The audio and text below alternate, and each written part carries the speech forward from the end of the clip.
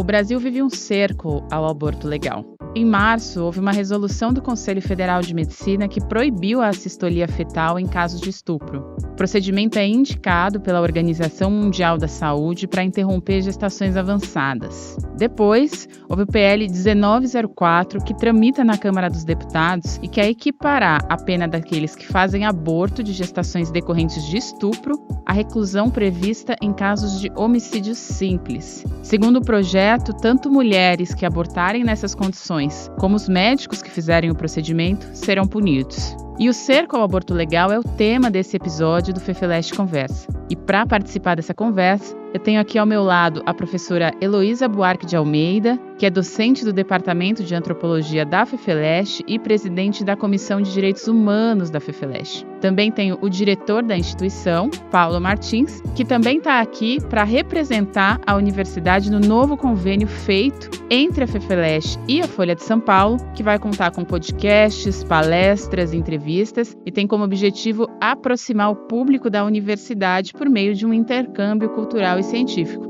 E eu sou Vitória Damasceno, jornalista da Folha e atuo como editora de saúde e da Iniciativa Todas, um projeto voltado a mulheres. Professores, é um prazer estar aqui com vocês, na casa de vocês, e participar desse episódio do FeFeLeste Conversa. E para começar, eu queria falar um pouco sobre essa questão, esse cerco ao aborto legal que a gente vê não só no Brasil, como em outros países, mas também um movimento de legalização dependendo para onde a gente olha, né? Tivemos essas questões da resolução do CFM, tivemos também esse PL recente, esse PL do aborto. E se a gente olha para fora, a gente vê, por exemplo, países como os Estados Unidos, que reverteram uma decisão constitucional de direito ao aborto no país. E também, por outro lado, se a gente olha para a América Latina, temos aí diversos países que estão fazendo um movimento contrário, né? Um movimento de legalização. Estou aqui com a minha cola, a gente tem aí a Argentina, o México, a Colômbia, o Uruguai, que permitiram o aborto, né, recentemente. E aí eu queria perguntar para vocês, por que a gente vê justamente a questão do aborto entrando em debate de forma tão forte nesses últimos tempos? É um prazer estar aqui conversando com você, Vitória, e com o professor Paulo, claro. Eu acho que a gente tem que entender que existe, na questão do aborto, e mesmo em várias questões, quando a gente fala de direitos humanos, direito das mulheres, direito das minorias, a gente vive um movimento social que é paradoxal, né, digamos. Por um lado, há um processo de crescimento e de ampliação de direitos, se a gente olhar as grandes conferências da ONU, né? Então, por exemplo, uma categoria de direitos sexuais e reprodutivos foi produzida na década de 90, né? Os direitos humanos começam menorzinhos, mas eles vão se ampliando, novos critérios vão aparecendo em termos do que é visto como direitos humanos. Por outro lado, ao mesmo tempo, quando a gente tem esse ganho de direitos, a gente vê também um processo de ampliação de movimentos contra os direitos, né? Então, eu acho que pensando num processo histórico mais amplo, né? Agora o debate está muito em torno do aborto, né? Eu já vou focar no aborto. Mas antes disso, a gente vê esse processo tanto de, às vezes, algumas mulheres ou pessoas LGBT ganharem mais direitos, né? Por exemplo, no Brasil, a Lei Maria da Penha é uma lei importante que vai nomear como violência situações que antes eram naturalizadas, que eram aceitas, né? Mas, ao mesmo tempo que se ganha um pouco de direitos, há um movimento contrário de repressão a esses direitos, né? Então, não é à toa que é na década de 90 que se cria a ideia de direitos sexuais e reprodutivos, é a mesma década que começa a aparecer uma ideia de antigênero, ideologia de gênero, né, que começa na Igreja Católica e que vai atacar os direitos tanto de mulheres como os direitos ao casamento, ao que a gente chama de casamento homoafetivo, né? Os direitos das pessoas LGBT em geral. No caso do aborto, o que a gente tem? A gente pode ver na América Latina um movimento de ampliação de direitos que começa com o Uruguai, né? É o primeiro país que vai legalizar o aborto até, agora eu não lembro se são 10 ou 12 semanas, mas por vontade da mulher, sem, né? E por o Uruguai, depois Colômbia, Cidade do México, depois Argentina, né? Países que vão ampliando direitos. E, ao mesmo tempo, nesses países, ou em outros países, ou aqui no Brasil, né, os movimentos contra esses direitos, né? No caso do aborto no Brasil, a gente já tem uma legislação muito restrita. A nossa legislação é uma legislação que fala que só é possível o aborto no caso decorrente de estupro, né, de uma gravidez decorrente de uma violência sexual, ou no caso de risco de vida, né, para a pessoa que está gestando, né, ou na anencefalia fetal. O caso da anencefalia foi longo até ser aprovado, foi muito difícil, né? Mas o que a gente percebe é que o Brasil ainda tem uma legislação muito restritiva. No entanto, a gente tinha essa possibilidade do aborto legal, que está previsto em lei desde 1940, do Código Penal, e, no entanto, o acesso ao aborto legal só começa a acontecer no Brasil em 1989, no Hospital do Jabaquara. É a primeira vez quando o SUS vai regulamentar mesmo esse serviço, esse atendimento, né? Então, a situação que a gente tem no Brasil ainda é que o acesso ao aborto legal é difícil. Só 3,6% das cidades têm o atendimento no SUS, né? Ele ainda é restrito. Esse PL vem para restringir ainda mais, né? E esse PL atinge quem? Que pessoas, né, são essas pessoas que vão procurar o aborto legal depois de 22 semanas, né? Normalmente, né, são pessoas que, por diferentes motivos, demoram para descobrir que aquilo que elas viveram foi uma violência sexual e que elas estão grávidas. Então, uma grande proporção dessas pessoas são meninas, né? São pessoas muito jovens, né? Adolescentes, que às vezes nem tiveram a primeira menstruação e que muitas vezes são vítimas da violência sexual dentro da sua própria casa, da família, parentes, vizinhos, né? Amigos, pessoas conhecidas. Então, outro dado importante é a gente lembrar que a violência sexual, o estupro mais comum não é o estupro da rua escura, embora esse também aconteça.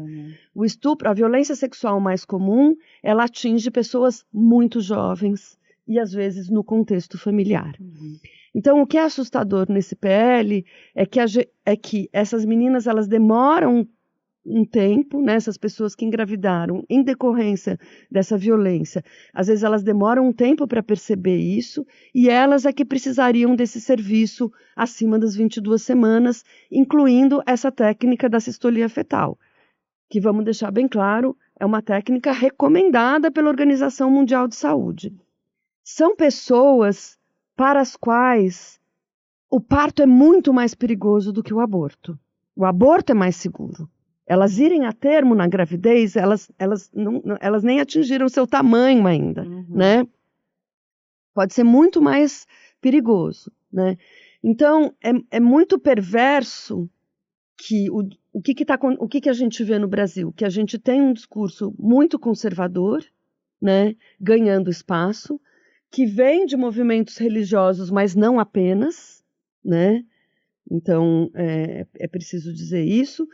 E que esse movimento, ele coloca foco na vida do feto, na vida do embrião, mas ele desconsidera completamente a situação e a vida dessas meninas, dessas jovens, dessas mulheres de camadas populares que vão precisar do aborto legal.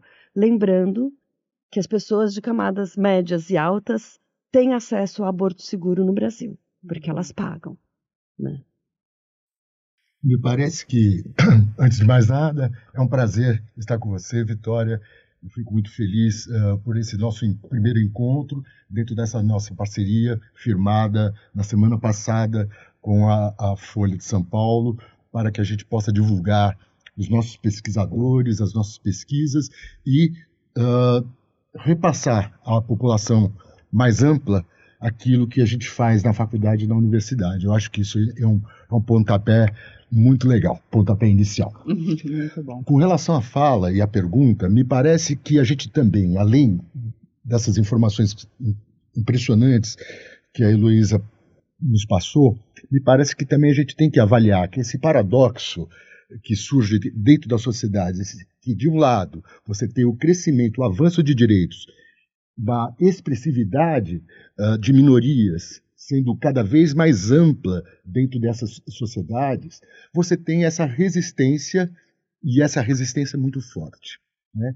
E me parece também que essa resistência de direita, que é, podemos dizer assim, que é responsável por essa pauta, digamos, de costumes, que eu acho horrível essa ideia, porque você pressupõe que o costume é algo ruim, e enquanto o costume geralmente é bom, né, colocar essa pauta de costumes como sendo alguma coisa criminalizável, né?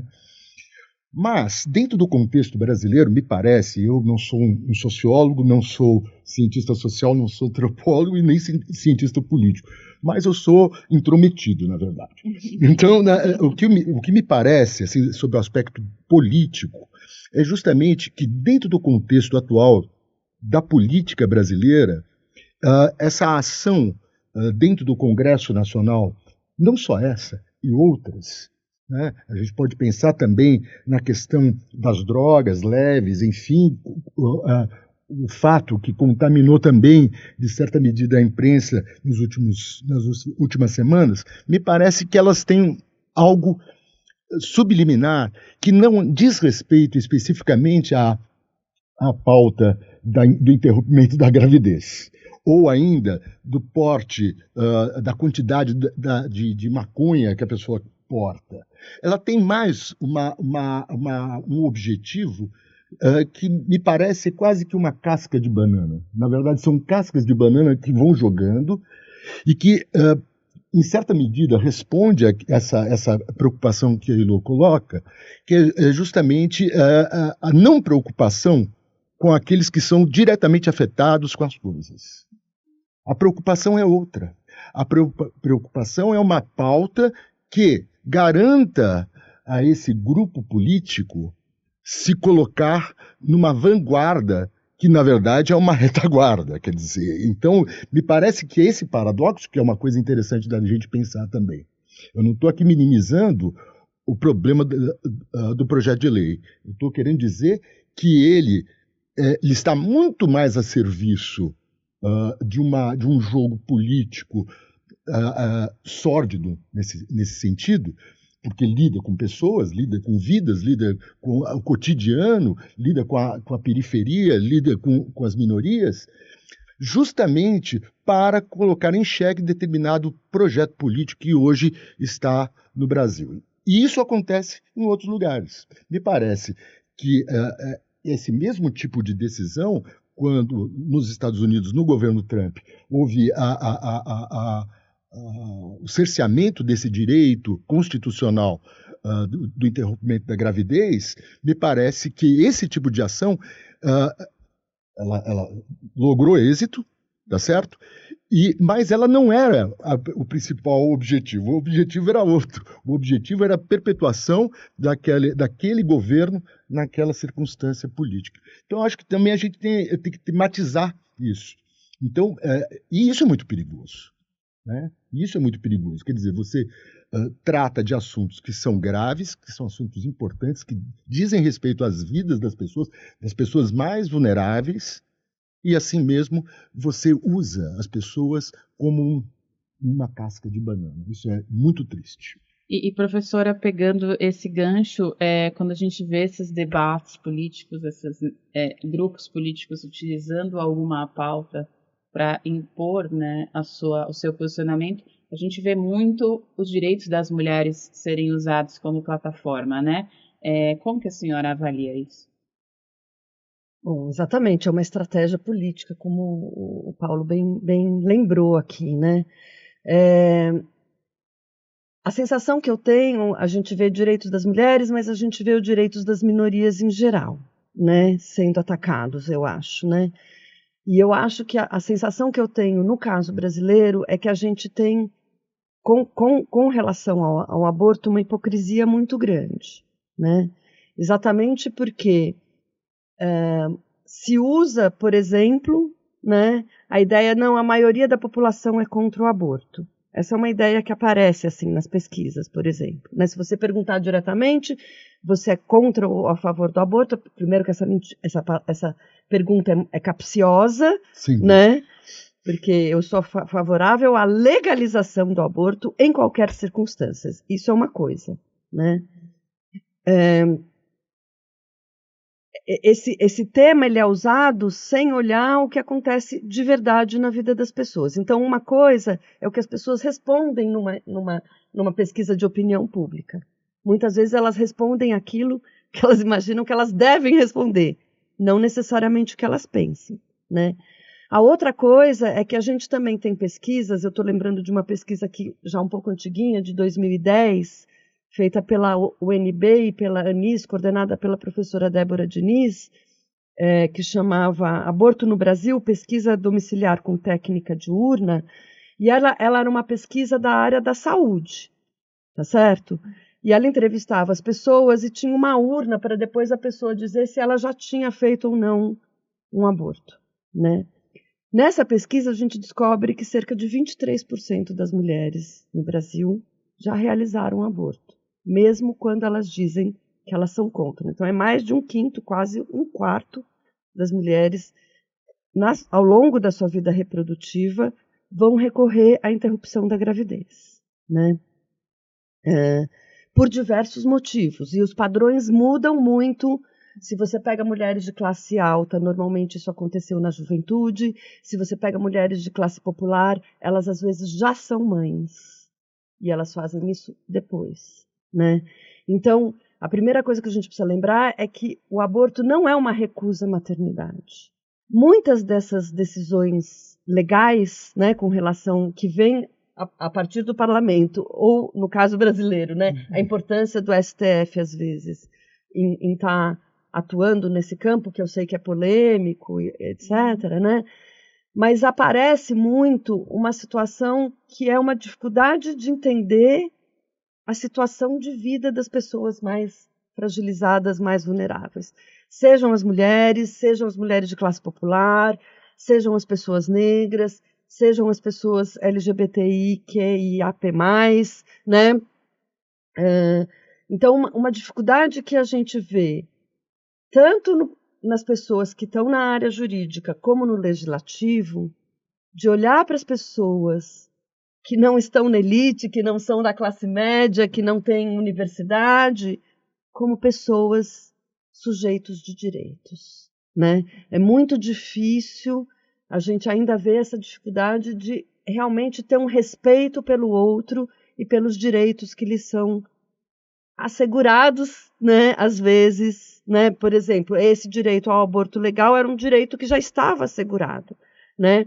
Esse PL, assim como a decisão do Conselho Federal de Medicina, são ataques aos direitos que a gente já tinha, né, assegurados. Então você tem razão, é um retrocesso assustador, né? E é muito assustador que venha também da parte dos médicos esse tipo de coisa. Então, o que a gente sabe, né?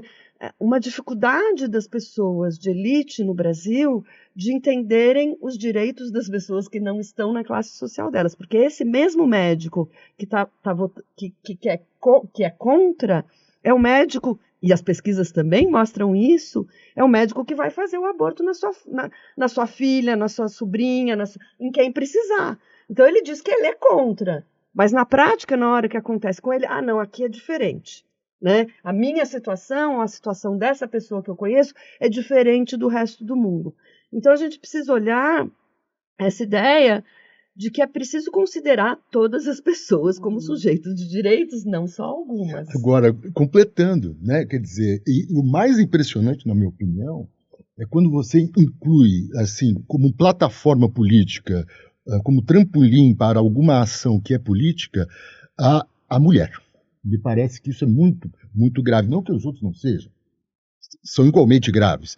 Mas é interessante como esses legisladores, esses governantes, em alguma medida, colocam numa posição subalterna, menor, sem importância até, aquilo que é atinente à mulher. Me parece que isso é fundamental também. Quer dizer, então, dar esse tratamento... Se eu estiver falando besteira, você me fala, viu? Então, eu respeito os meus professores. Então, é assim, colocar a mulher nessa posição é de um rebaixamento que é intolerável. Tá? Então, é nesse sentido também, quer dizer, é uma grande mixórdia, né, que só deve passar em cabeças que são pouco normais, tá certo? E, enfim, uma atitude que realmente deve ser reprovada. E a gente falou um pouco já da realidade do aborto no Brasil, né? Do perfil de quem faz esse tipo de aborto após a 22ª semana, esse aborto tardio. Mas qual que é a realidade geral do aborto? A gente já explorou em algumas reportagens da Folha que mulheres que estão dentro da lei, né, que permite o aborto, que são aqueles 3 casos que a senhora citou, elas sofrem humilhações, recusas médicas, que o caminho até o aborto legal, mesmo sendo o aborto legal, não é um caminho fácil. Como que a gente fala dessa realidade geral do aborto no Brasil hoje? Os profissionais da saúde coletiva, eles chamam até de rota crítica, né? Uma rota crítica é exatamente o fato de que uma pessoa que sofreu uma agressão de ordem sexual tem direito à interrupção segura, né, regulamentar, legalizada dessa gestação, dessa gravidez, né? Muitas vezes ela não sabe desse direito. Primeiro começa assim, as pessoas não sabem do direito. Depois as pessoas imaginam que para ter esse direito ela precisaria fazer um boletim de ocorrência, uma denúncia policial. Não é necessário. Vamos deixar bem claro, não é necessário o BO, né, o boletim de ocorrência, não é necessário denunciar o agressor, tá certo? Daí ela vai buscar esse serviço e aí ela descobre que ela pode ter acesso a esse serviço. Aí ela vai ter que descobrir onde existe esse serviço, que só existe em 3,6% dos municípios brasileiros, normalmente as grandes cidades, né? Quando ela... E nesse caminho, né, quando ela buscou o serviço de saúde, por exemplo, muitas vezes as pessoas do serviço de saúde não informaram qual era o direito dela, né? As pessoas no serviço de saúde, no posto de saúde, no hospital, né, elas deviam já informar e encaminhar. Por isso que uma das medidas que se diz a gente precisa de treinamento profissional, né? Seja no espaço do judiciário, seja no espaço dos serviços de saúde também, né? Então, e isso vai adiando a chegada dela ao atendimento, e a gravidez continua, né? Então, isso que os profissionais, os pesquisadores chamam de rota crítica, é o fato de que em vez de ter uma rota facilitada, um caminho facilitado, né, um protocolo que já encaminha a pessoa para o serviço, né, a gente tem, ao contrário, várias barreiras que vão sendo criadas, né? E mesmo em lugares em que, às vezes, o serviço está implementado, a gente vem vivendo um retrocesso. Acabaram de fechar, né? Recentemente, o Hospital Vila Nova Cachoeirinha, que é um hospital e maternidade importantíssimo, de referência, e que fazia esse serviço, né? O serviço foi interrompido, o judiciário entrou no meio. Atualmente, eu nem sei se o serviço está acontecendo lá ou não, né? Mas é muito assustador que vá se retrocedendo tanto assim em serviços que já existiam, né? Eu lembro que também o Hospital Pérola Byington teve uma redução de atendimentos também, né? Então, e mais que isso, assim, então, os serviços não são suficientes e a gente vê um ataque também àquilo que a gente pensa como solução para melhorar, né? O que é uma solução para melhorar? O que a gente sabe que é importante para ter menos acontecimentos desse tipo? A gente sabe que é muito importante falar de gênero e ter educação sexual nas escolas. Porque, normalmente, é a escola que descobre que uma menina está sofrendo agressão sexual na família, né? Normalmente, é a escola que descobre que uma criança está sendo agredida dentro de casa. Não só agressões de cunho sexual, tá certo? Porque e que os meninos são vítimas também, inclusive de cunho sexual, é preciso dizer, né? Então, e agora o que a gente vê? Esse mesmo movimento conservador vai dizer, não podemos falar de gênero na escola. É um absurdo isso. Se a gente não falar de gênero na escola, e a educação sexual serve exatamente para a criança entender que ela... E saber se proteger. E saber escolher o caminho dela, né? Entender, às vezes, que ela está sofrendo uma agressão, né? E falar de gênero na escola é fundamental, porque a gente precisa, né, uma das coisas que aparece nos debates sobre gênero e sobre orientação sexual na escola é que a gente tem que desconstruir, por exemplo, a masculinidade violenta, né?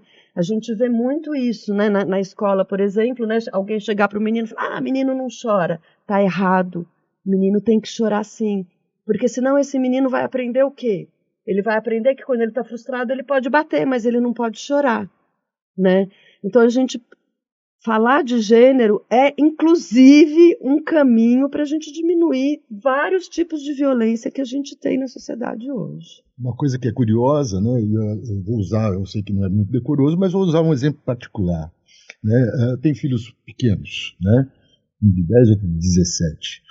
Uma menina de 10 e um menino de 17. Na escola deles há educação sexual. E houve um movimento de pais contrários. A direção da escola, ainda bem, falou, essa é a linha da escola, o senhor não quer receber, não quer dar essa oportunidade para o seu filho, o senhor tem todo o direito de ir embora. É assim, mas você então nota que a capilarização, né, desse conservadorismo tosco, ele chega em lugares que você não imagina que deveriam chegar, né? Então, e isso, em certa medida, interfere naquilo que a própria criança pensa. Os filhos dessas pessoas que acreditam que isso seja uma bobagem, que isso aí seja danoso para a própria formação dela, acabam criando um substrato que é danoso para a nossa sociedade, me parece. Não sei se vocês concordam, mas me parece que você cria um círculo vicioso que alimenta essa onda conservadora. Então, eu vejo crianças conservadoríssimas. Né? Então, é nesse sentido, eu acho que é por aí. E nessas 3 formas de aborto que a senhora mencionou que são permitidas no Brasil, que é a anencefalia fetal, a gravidez resultante de estupro e o risco à vida da mãe, a nossa legislação não impõe um limite, né, de tempo de gestação. Por outro lado, o projeto de lei que está agora na Câmara dos Deputados, ele mira justamente nesse tempo, né, que são 22 semanas. Então, o projeto proíbe que seja feito o aborto após 22 semanas em caso de violência sexual. Por que mira justamente nessas 22 semanas, né? Que é quando é presumida o que se chama de viabilidade fetal? Eu acho que é importante lembrar que essa viabilidade fetal é um pouco relativa, né? Não é verdadeira. Mas o que está... Eu imagino, eu não tenho certeza disso, mas eu imagino que essas 22 semanas foram colocadas ali no sentido de aproximar a imagem do feto da imagem de um bebê, da imagem de uma criança. É uma estratégia, digamos, moral, né? De construir um imaginário né, sobre uma criança, né? Mas, de novo, o que me assusta nisso é a ideia de que você coloca como criança, como vida, o feto, mas não coloca como vida viável a vida que já está antes, que é da pessoa que está gestando, né? Que é a pessoa que está grávida e que deveria ter direito à interrupção dessa gestação. Me parece também que isso, de certa forma, ampara um argumento de cunho religioso. Pode ser. Também eu acho que tem você usa isso como argumento, quer dizer, a ideia dessa imagem do feto criança já como uma forma de você conquistar corações e mentes no sentido de dizer que isso é um homicídio sob a perspectiva religiosa, né? Me parece. Tanto é que vimos no Senado aquela farsa dantesca, tá certo? Colocando uma atriz fazendo o papel de um feto, né?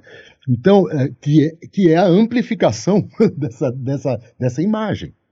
Você pega uma pessoa adulta se posicionando como se fosse um feto. Então, é o limite do limite, né? Quer dizer, vai para além da amplificação.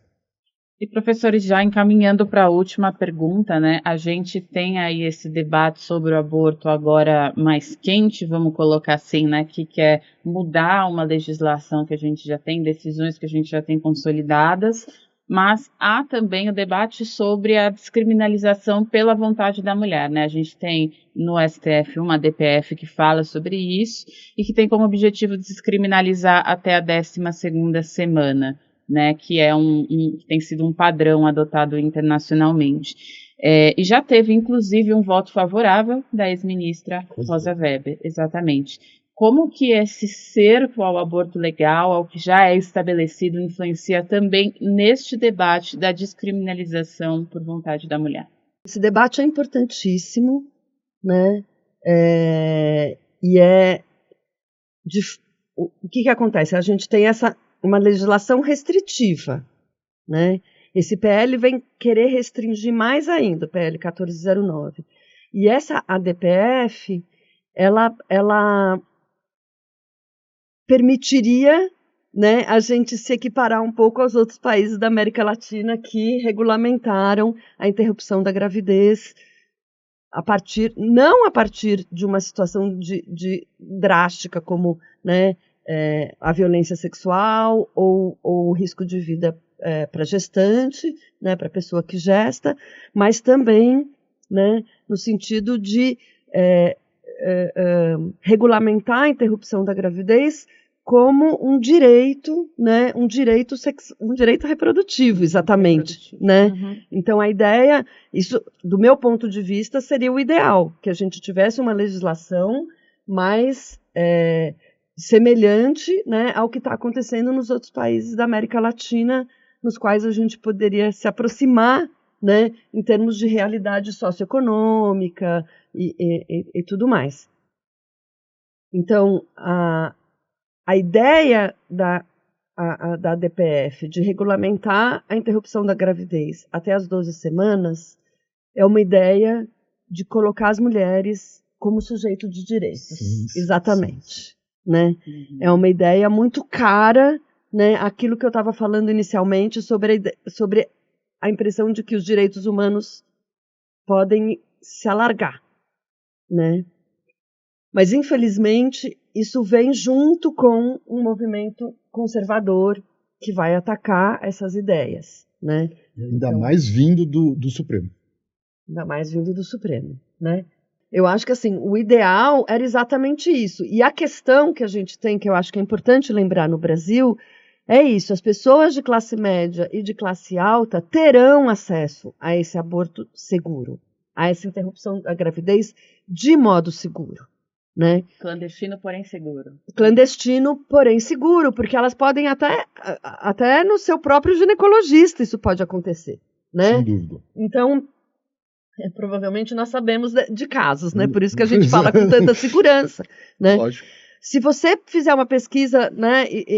Bom, não vamos fazer pesquisa, vou retomar. Essas pessoas terão acesso a um aborto seguro, embora não oficial, né? Clandestino, como você falou, mas seguro, né? As mulheres de classe popular farão o aborto, farão algum método de interrupção da gravidez, mas provavelmente, né, não terão acesso a essa versão segura, né?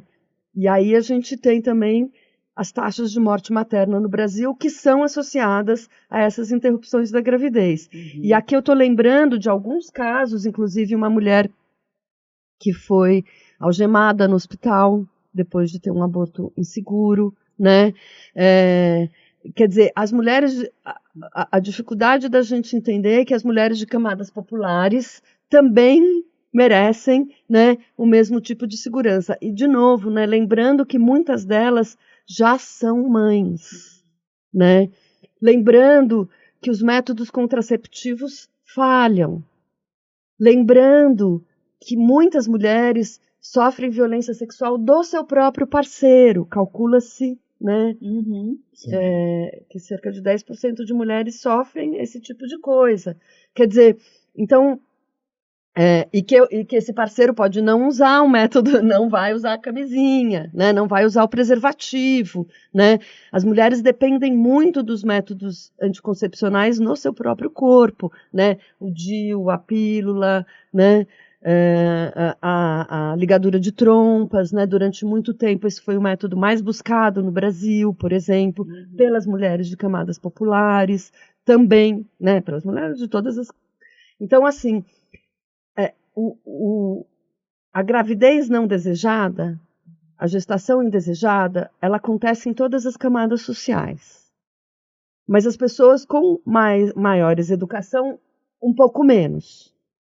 Mas os métodos anticoncepcionais não são totalmente garantidos, não são totalmente seguros. E há uma dificuldade em alguns locais do Brasil para o acesso ao método contraceptivo e que adolescentes e crianças têm ainda uma dificuldade maior, né? Maior ainda de ter acesso a isso, né? De ter acesso à medicalização, de ter acesso a um bom serviço de saúde, né? E de ter mais informações sobre o tema, né? As pessoas falam, mas hoje pela internet dá para você ver Veja, tudo. se a gente não tem a segurança de saúde, que é ter absorvente higiênico nas escolas, o que dirá métodos contraceptivos, né? Posso só... Claro. Então, dentro da pergunta, né, que a questão do processo que ocorre no Supremo, quando eu falo que vindo do Supremo há uma dificuldade maior, há uma simplificação? Sim, é uma simplificação do percurso. Entretanto, ela é muito mais vidraça desse movimento conservador do que algo que acontecesse, por exemplo, no Congresso. E aí me lembro do caso da Argentina. O caso da Argentina acho que foi importantíssimo porque ele levou multidões às ruas. E eu acho que algo semelhante a esse enquadramento do Brasil dentro desse padrão, digamos, avançado da América Latina, me parece que dependerá muito mais de uma força popular, obviamente alimentada por uma vontade política dentro do Congresso Nacional e irmos, né, lutar por isso nas ruas, porque no Brasil talvez seja muito mais difícil do que na Argentina. Sim. Professores, muito obrigada. Mais uma vez queria agradecer por me receberem aqui para participar dessa conversa tão interessante e tão importante, né, nesse momento que a gente está vivendo. Quero agradecer também, né, as suas questões e lembrar que esse é um tema muito importante, né, de justiça social para a gente discutir aqui. Eu que quero agradecer porque só aprendi aqui. Na presença de vocês duas. E quero agradecer especialmente a Vitória por ter topado participar desse nossa conversa na FEFELESH. Tá ótimo. Muito obrigada.